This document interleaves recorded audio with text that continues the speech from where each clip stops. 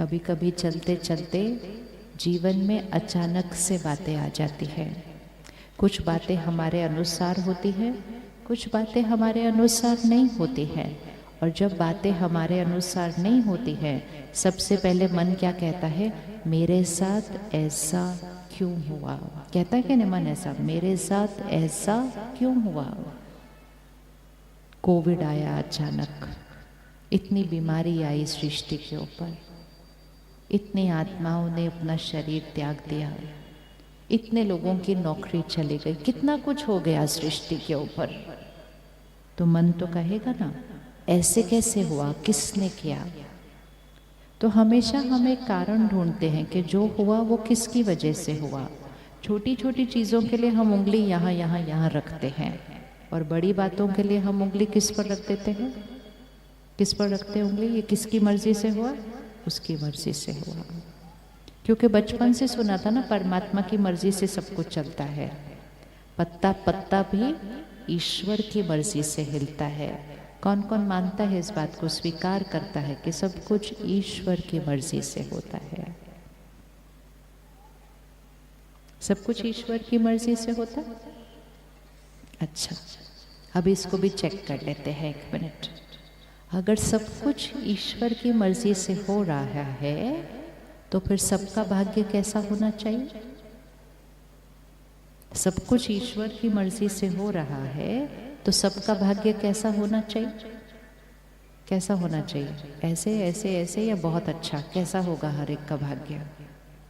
कैसा होना चाहिए? आप बताएंगे कैसा होना चाहिए भाग्य सबका?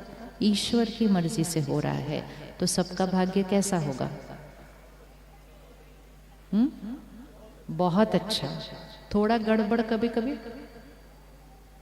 थोड़ा गड़बड़ कभी कभी नहीं, थोड़ी बीमारी, थोड़ी बीमारी। अच्छा, एक सेकेंड, आप अपने बच्चे का भाग्य लिखें। चलो सभी लिखो, मन में अपने बच्चे का भाग्य लिखो।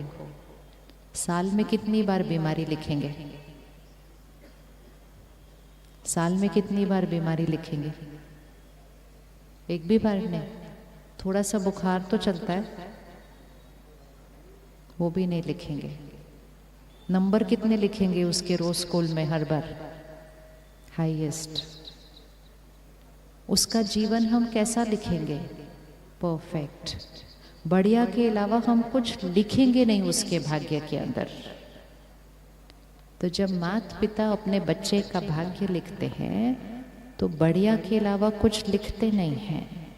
और अगर आपके 2 बच्चे हैं, तो आप दोनों का एक बराबर बढ़िया लिखेंगे। ऐसा है या नहीं है? एक का कम दूसरे का ज्यादा लिखेंगे? नहीं। अब एक सेकंड के लिए उनको याद करो जो आपको पसंद नहीं है, जिन्होंने आपको कभी तंग किया हो, और उनके बच्चे का भाग्य लिखो। जिन्होंने आपके साथ गलत किया हो, उनके बच्चे का भाग्य लिखो। उनका भाग्य भी कैसा लिखेंगे? अच्छा लिखेंगे या उसमें लिख देंगे ये बीमार हो जाए? ऐसा लिखेंगे किसी के बच्चे के भाग्य में? नहीं।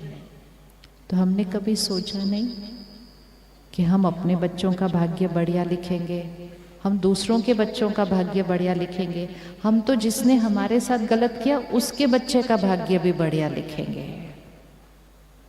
एंड सबसे इम्पोर्टेंट बात है, हम अगर 2 बच्चे हैं तो दोनों का एक जैसा बढ़िया लिखेंगे। भगवान अगर हमारा भाग्य लिखता है, तो वो हमारा भाग्य कैसा लिखेगा? कैसा लिखेगा? बढ़िया लिखेगा। और सबका कैसा लिखेगा? एक जैसा बढ़िया लिखेगा। आज घर घर में हर एक का भाग्य देखिए, छोटी बड़ी कुछ न कुछ बातें आती जा रही हैं।